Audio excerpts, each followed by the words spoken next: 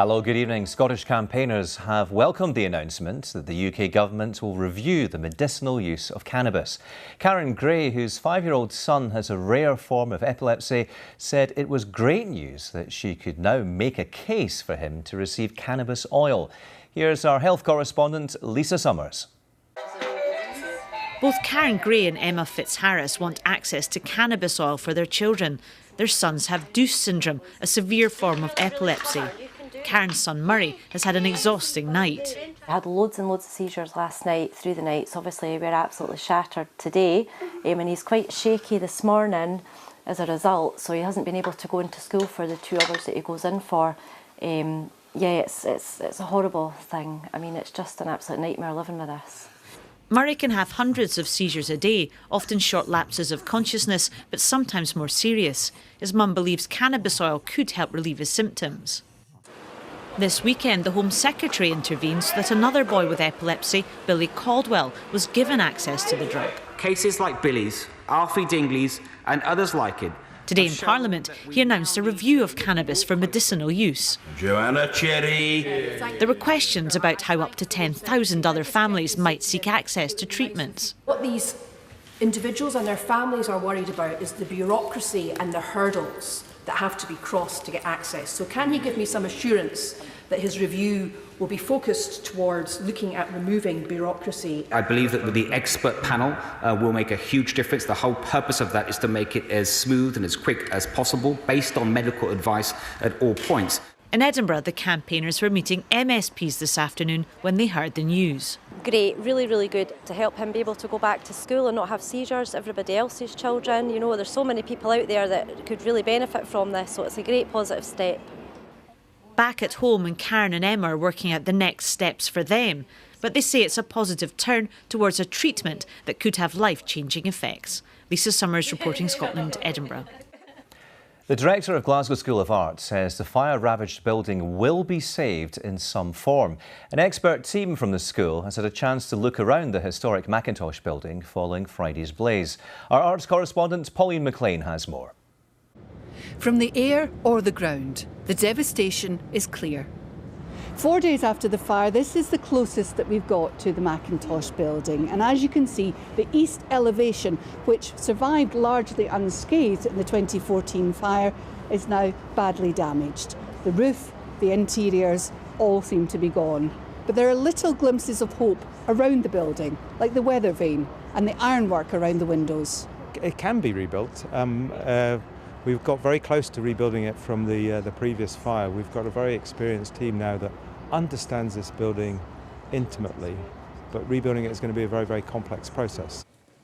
But before that can happen, there are still many questions. Were sprinklers installed? Were smoke alarms installed? Was security there? All very valid questions.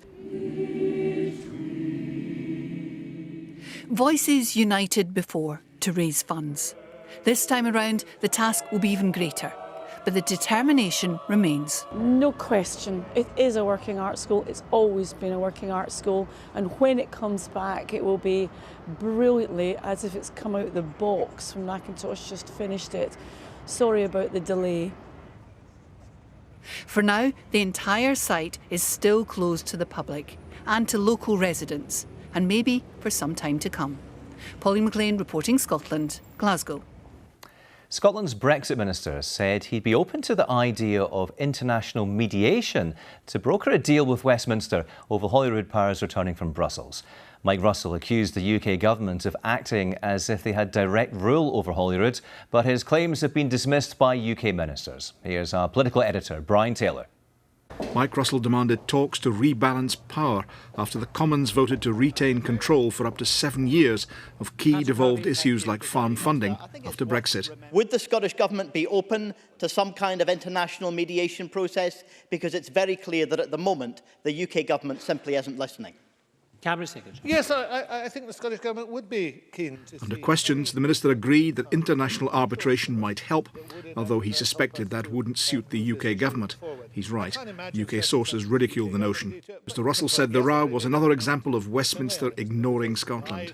So here we are again, faced with one of the key problems that devolution was meant to solve, a dependence upon an archaic, out-of-touch Parliament run by a government which Scotland didn't elect and which thinks little and cares less for us. Westminster Groundhog Day. Adam Tompkins. But Tories fought back. They are not the guardians of devolution, they are the would-be architects of its demise. They don't believe in the devolved United Kingdom, they believe in breaking up the United Kingdom. Indeed, presiding officer, that's all they believe. Other parties at Holyrood backed demands for further concessions, but Labour voiced frustration. Are we really going to accept a situation that two governments can't reach an agreement on fertiliser quality, educational qualifications, waste packaging and the rest? It's simply not good enough. Get it sorted. Sharp words then, but over Brexit, still something of a blur. Brian Taylor, reporting Scotland, Holyrood. INEOS has lost its legal challenge to have a ban on fracking overturned. Lawyers for the Scottish Government successfully argued that the ban hadn't yet come into force. Nicola Sturgeon previously said the practice was banned, but what actually exists is a moratorium on fracking using planning laws. So despite the ruling, fracking still won't be allowed. Pentland has set out that the government is entitled to set out, he specifically says in paragraph 53, entitled to set out in robust terms, without qualification, our interpretation or our position. And we repeat, no fracking can take place in Scotland today as a result of the actions we've put in place. Homelessness in Scotland has risen for the first time in 9 years. Scottish Government figures show that in the past 12 months, almost 35,000 people made a homelessness application to their local authority. That's a 1% rise on the previous year. There's also been a rise in the number of people staying in temporary accommodation, which includes more than 500 children.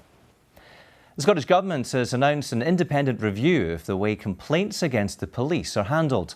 It'll be carried out by the former Lord Advocate, Dame Eilish Angelini. It follows questions raised about the way investigations are carried out into senior police officers, including the former Chief Constable Phil Gormley. He resigned 5 months ago after a series of investigations had begun into allegations of gross misconduct. A team of scientists has created a revolutionary way of finding out how old things are. The radiocarbon dating machine is twice as fast and much cheaper than current techniques. Here's our science correspondent, Kenneth MacDonald. If you want to know how old a piece of Scotland is, you come here to East Kilbride. This machine uses 4.5 million volts and a beam of particles travelling at 1/5 the speed of light to detect tiny traces of radioactive carbon. From that, it can date samples up to 50,000 years old. It's a remarkable machine capable of achieving remarkable things, but it's also out of date because this new machine is smaller, cheaper, faster, and it can see things that the old one can't. It's called PIMS, short for positive ion mass spectrometry, and it has a surprising key ingredient. Isobutane camping gas can replace particle accelerators for making measurements, and having understood this and realised this, we've developed a new instrument technology around putting carbon-14 through camping gas. That may sound easy, but it took 14 years to develop. Now it will be used for archaeology, forensic science, tracking climate change and detecting pollution. What radiocarbon can do is tell you where those tiny specks of carbon are coming from. Are they coming from things like wood-burning stoves or biomass burners, or are they coming from your car engine? The new machine's co-inventor says it will democratise science. This machine could go into any laboratory, any department, any company in the world, and could be run by just about anybody. It's an invention that will unlock the secrets of Scotland's past and point the way to our planet's future. Kenneth MacDonald, reporting Scotland, East Kilbride. Andy Murray says he may not play Wimbledon if he feels his body isn't ready to cope with 5-set matches. That's despite returning to competitive tennis at Queen's Club this afternoon. Kerry Nidzan reports.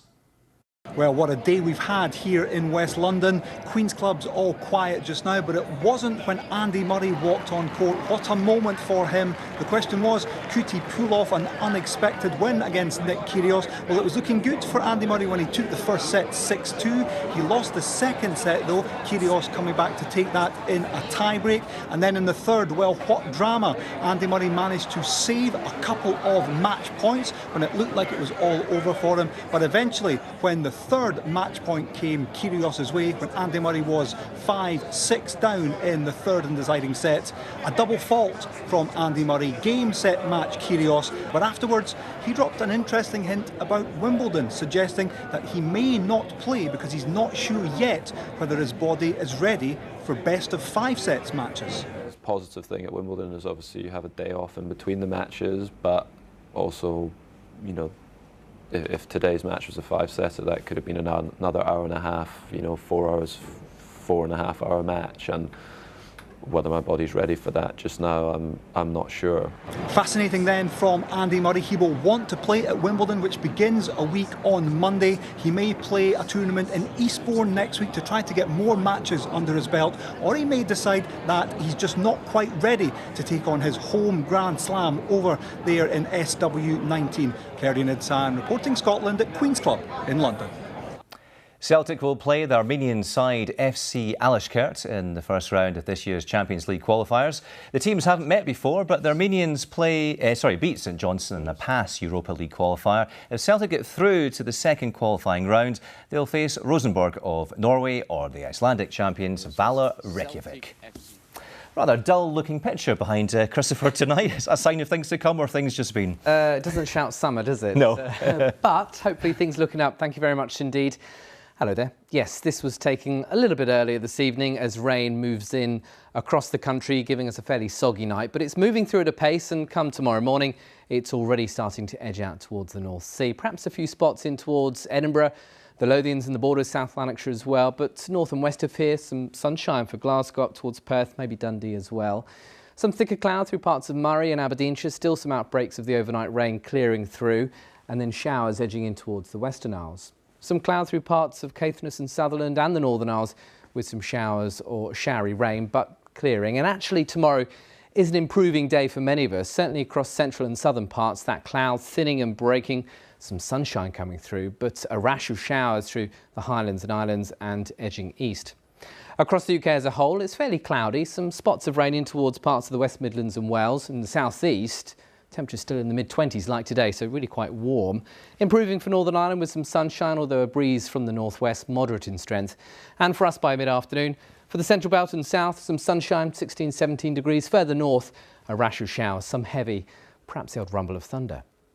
Now, for the end of the week, this is Thursday and Friday and into the weekend, an area of high pressure nosing its way in, giving a lot of dry and settled weather. But with it positioned towards the west, we have this cold northerly, just pitting temperatures back somewhat, certainly in the south. For us, though, in the sunshine, not too bad. Perhaps a little bit of rain for Shetland. Friday, another largely dry day, cloudier in the northwest, some sunshine for central and southern and eastern parts. Now, if you're wondering where our summer has gone, hopefully it's coming back. This is next week, quite a long way into the future, I know, but look at that, high pressure at the moment forecast to be overhead.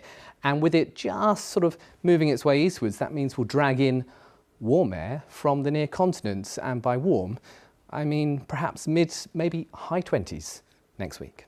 That's the forecast. I will hold you to that, Christopher. Thank you for that. That's Reporting Scotland. Have a good night. Bye-bye.